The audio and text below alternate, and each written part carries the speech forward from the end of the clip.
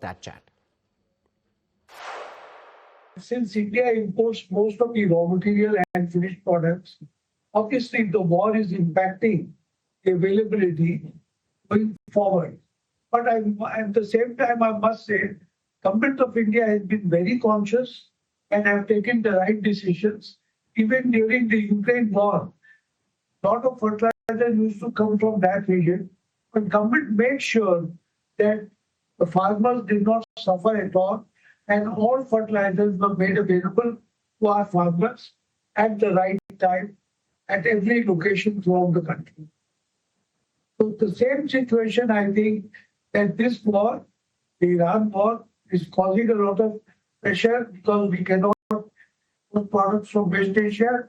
But at the same time, I must compliment our government is working on alternative sources of sourcing the fertilizer and raw materials so that our farmers don't get deprived or suffer even one day in terms of non-available fertilizer.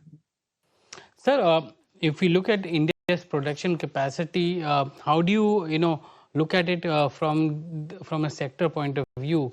How has our capacity increased over the last few years? Do you think that at some point in time we can be Atmanirbhar with respect to production of fertilizers in the country?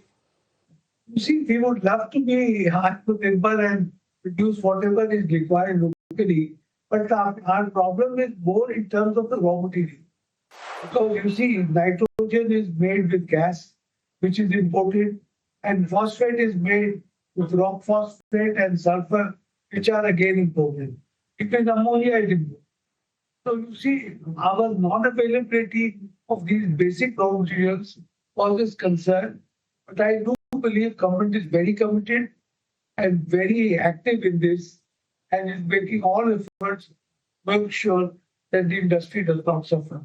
As far as my own company is concerned, I must say Paladin Phosphates today is one of the largest integrated phosphate producers in India with a total production capacity of 2.9 million tons of phosphates, 0.8 million tons of urea, and 200,000 tons of SSP, making a total of close to 4 million tons. Our manufacturing locations are Paradip, Goa, Bangalore, and Mahan in Maharashtra, allowing us to serve the interest of the farmers throughout the nation. Another strong pillar of our growth is our extensive sales and distribution network. Today, PPL operates in 18 states, which is perhaps the only company that is so widely distributed across India, north and south, and to a robust network over 1 lakh retailers. This deep market presence stays closely connected with the farming community and responds effectively with their needs. Sir, how do you look at, when I was asking you about the capacity, can you give us a sense of today's, what kind of capacity that the country has with respect to fertilizer? I'm talking about the production capacity which we have today. See, I don't have the numbers here, but as far as we are concerned, we are close to 3.94 million tons, of which 2.9 is phosphate, and this we are doubling. You can see we are already taking steps to double our phosphoric acid plant and correspondingly moving to NPKs and DAP in due course. So we are very confident that we will be able to continue to expand our business and serve the Indian consumer. How do you see demand growing from here on, sir? Demand is very strong, and obviously, you see, with non-availability of farmers, this is a product which every farmer needs.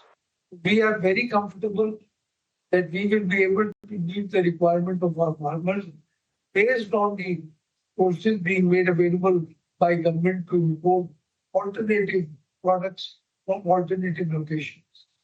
Like West Asia, as you know, shipping is so difficult.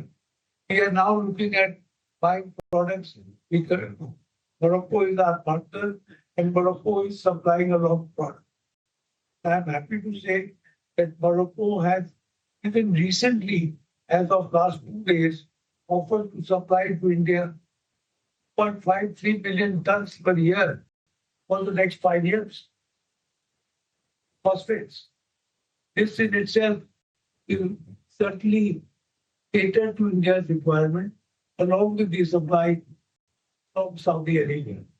So I think overall I can tell you that between Indian production and India's import, the farmers will have sufficient stock available and we don't expect any shortage, most likely, unless of course the war extends or far to go.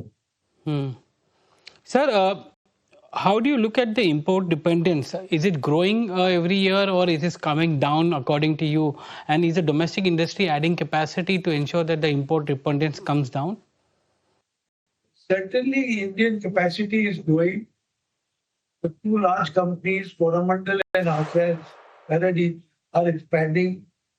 If you look at the Champal, which is in nitrogen, they are also putting an application for a new unit. So all the companies are growing their business, expanding their operations and adding new capacity. So to answer to your question, I think India continues to import a lot of fertilizer, but India is making constant effort to raise domestic production. Sir, you spoke about a fact that we have now struck a deal with Morocco for the next 5 years.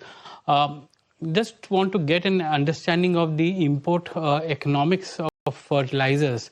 Now, companies like you import from various countries with the help of the government, and then you distribute it to the farmers. How does the cost of that get compensated to you? Because we understand that urea and fertilizer prices have gone up by 30 to 40% in the last couple of weeks. How does companies like you manage that kind of cost escalation? You see, as far as fertilizer pricing is concerned, and it's a controlled commodity and government fixes the price. Based on that, I must say government is giving a lot of subsidy, make good the extra cost that is incurred for import of products. But if you talk of economics, I definitely feel that make in India in an integrated fashion, starting from rock, making phosphoric acid, sulfuric acid, and lead fertilizers is much more cost effective